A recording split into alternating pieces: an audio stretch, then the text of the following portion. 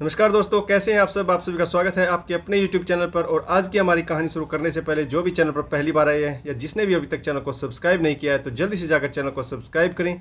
दोस्तों, अगर आपके पास भी है कोई ऐसी कहानी जो आप हमें भेजना चाहते हैं तो हमारे व्हाट्सएप नंबर पर भेज सकते हैं। तो आपकी कहानी आपके नाम के द्वारा हम अपने चैनल पर ज़रूर प्रसारित करेंगे। तो चलिए शुरू करते हैं आज की एक और नई कहानी। गुड्डू, मैं कल सुबह की गाड़ी से लखनऊ के लिए निकल रहा हूँ। परसों तक तेरी ससुराल पहुँच जाऊँगा। इस बार तो पूरे 3 दिन रुकूंगा अपनी बहन के पास। साथ में 2 अन्य लोग भी आ रहे हैं, वे होटल में ठहरेंगे। मैं तो अपनी बहन के पास ही रहूँगा। सुबह अमित के ऑफिस जाते ही वह अपने कमरे में थोड़ा सुस्ताने आई ही थी कि उसके बड़े भाई का फ़ोन आ गया। बड़े भाई उसे गुड्डू कहकर बुलाते हैं।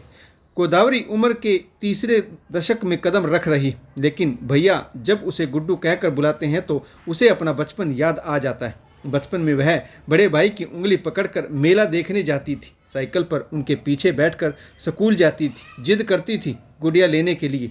फिर वह गुड़िया टूट जाती तो भाई से जिद करती कि गुड़िया पहले की तरह ठीक करके दो। फिर बड़ी हुई तो स्कूटी की जिद करने लगी।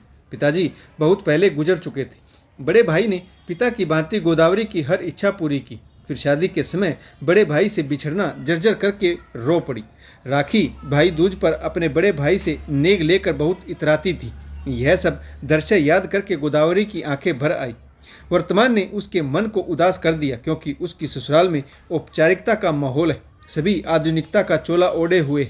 यह लोग अपने आप को मॉडर्न कहते हैं। उनके बीच गांव से आए हुए बड़े भाई अपने आप को बहुत अपमानित महसूस करते हैं। यह लोग भी गोदावरी के बड़े भाई के चले जाने के बाद गवार कहकर उनका मजाक उड़ाते हैं। उनके द्वारा कहे गए गांव के ठेठ शब्दों को दोहराकर उनका मजाक बनाते हैं।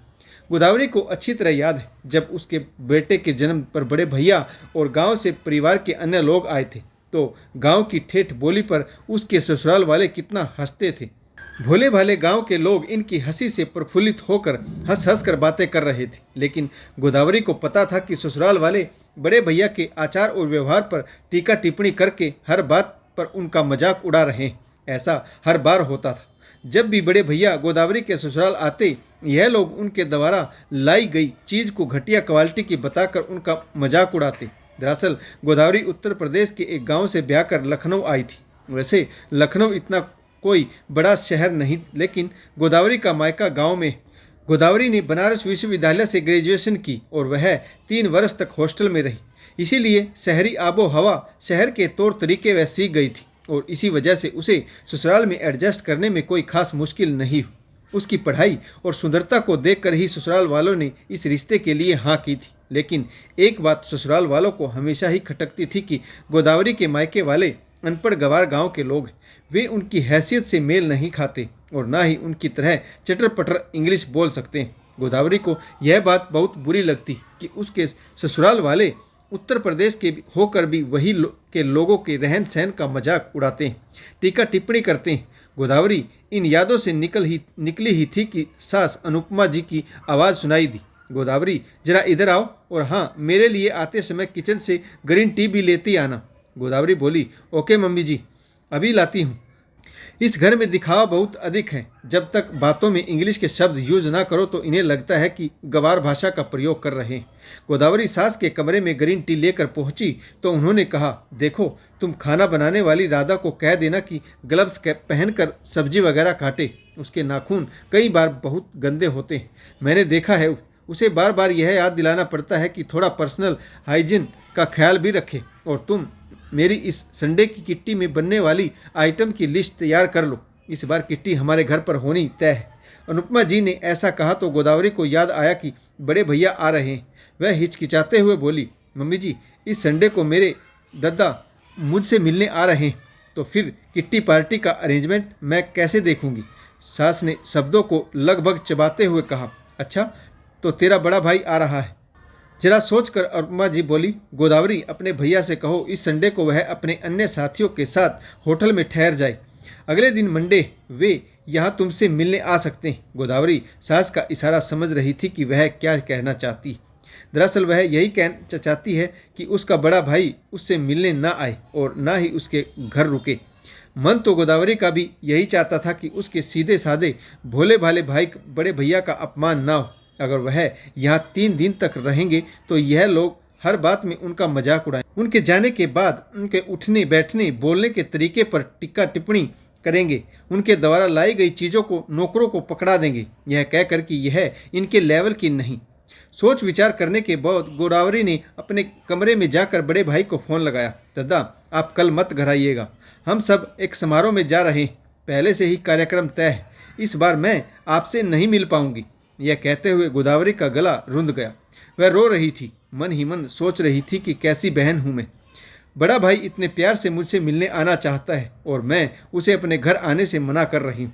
गोदावरी ने आज तक अपनी ससुराल की अच्छी बातें ही मायके में बताई थी। वह नहीं चाहती थी कि उसके बड़े भाई और माँ को कोई परेशानी हो। वैसे भी ससुराल में गोदावरी को कोई प्रॉब्लम नहीं थी। उनकी मेन दिक्कत गांव का रहन सहन और वहाँ के लोग हैं जो सीधे साधे होते हैं, अपनी भाषा में बात करते हैं, छल कपट उन्हें नहीं आता। आधुनिकता की सरपट अंधी दौड़ में शामिल यह लोग क्या जाने कि गांव के लोग दिल के कितने साफ होते हैं। फ़ोन रखकर गोदावरी फूट फूट कर रोने लगी। तभी संयोग से सास उसके कमरे में आगे से गुजर रही थी। उसने गोदावरी की सारी बातें ही सुन ली थी। उनके पैर वहीं पर ठिठक गए। उन्हें अपने दिन याद आ गए जब उसे भी लगता था कि जब भी उसके मायके वाले आते हैं तो ससुराल वाले उनका मजाक उड़ाते थे। वह नहीं चाहती थी कि उसके माँ बाप और भाई बहनों का मजाक उड़ाया जाए। आज उनकी बहू भी उसी राह पर खड़ी थी। अनुपमा जी को अपना समय याद आ गया। रात में किचन समेटकर भारी मन से गोदावरी अपने कमरे में पहुंची तो पति अमित ने कहा, कल तुम्हारे बड़े भैया आ रहे हैं ना, तुम तो बहुत खुश होगी, बहुत प्यार करते हैं तुमसे। गोदावरी क्या कहती, भरे नैनों से पति से चेहरा छुपाते हुए बोली, दद्दा को शहर में बहुत काम है, इस बार वे मुझसे मिलने नहीं आ पाएंगे। अमित मन ही मन मुस्कुरा रहा था। उसने गोदावरी को अपनी बाहों में समेट लिया। अगले दिन किट्टी पार्टी की कोई तैयारी नहीं होते देख गोदावरी चकित थी। वह सास से कुछ पूछने ही वाली थी कि तभी दरवाजे पर आवाज़ आई, गुड्डू और प्यारी बिटिया, मेरे कलेजे का टुकड़ा कहाँ है तू। गोदावरी ने मुड़कर देखा तो पीछे बड़े भाई बाएं फैलाए खड़ा था। खुशी से उसके नैन भर आए, दौड़कर भाई के सीने से लग गई। ड्राइंग रूम में आकर देखा तो तुरंत ही देवर चाय पानी ले आया। गोदावरी रसोई में आई तो सास काम वाली को निर्देश दे रही थी कि जाकर बहू के भाई के लिए कमरा साफ कर दो।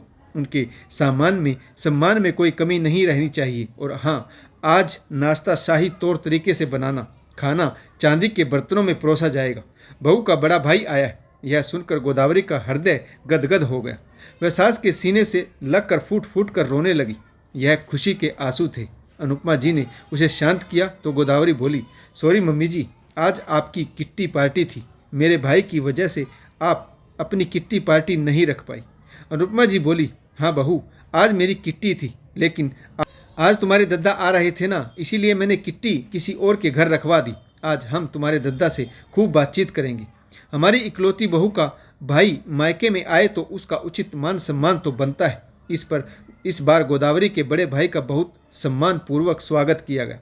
भाई के चले जाने के बाद पति ने बताया कि माँ ने उसे बताया था कि गोदावरी का भाई उससे मिलने आ रहा है, उनके स्वागत में कोई कमी नहीं रहनी चाहिए। तभी सास आकर बोली, गोदावरी बेटी, जब तुम अपने भाई को मना कर रही थी तो मैंने सब सुन लिया था, मुझे माफ़ कर देना। तुम्हें मेरी बातों से बहुत दुख पहुंचा। हमने तुम्हारे मायके से आए किसी भी सदस्य को कभी कोई मान सम्मान नहीं दिया। मुझे मेरी गलती का एहसास हुआ तो मुझे बहुत बुरा लगा। 30 साल पहले मैं भी यूं ही हताश और उदास खड़ी थी। आज उसी परिस्थिति में मैंने अपनी बहू को पाया तो मुझे बहुत दुख हुआ। आज के बाद तुम्हारे भाई का कोई मजाक नहीं उड़ाएगा। तुम्हारे दद्दा जब चाहें अपनी गुड्डू से मिलने आ सकते हैं। गोदावरी का हृदय गदगद हो गया। सासू माँ के गले से लगकर बोली, थैंक यू मम्मी। फिर वह ठिठक कर बोली, sorry mummy ji. Okay mom. Anupama ji बोली, कोई बात नहीं बेटा, तुम मुझे मम्मी जी कह सकती हो।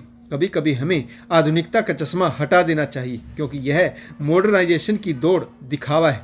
भावनाएं, एहसास तो कहीं गुम हो गए। मेरी बहू अपने ही घर में खुद को अजनबी महसूस कर रही थी, अपने भाई को अपने ही घर में आने से मना कर रही थी। तब मुझे एहसास हुआ, यह घर तुम्हारा तब होगा जब तुम्हारे रिश्तेदार यहाँ पर बेझिझक आकर रह सकेंगे, तुमसे मिल सकेंगे, बातें कर सकेंगे और उनका मजाक नहीं उड़ाया जाएगा।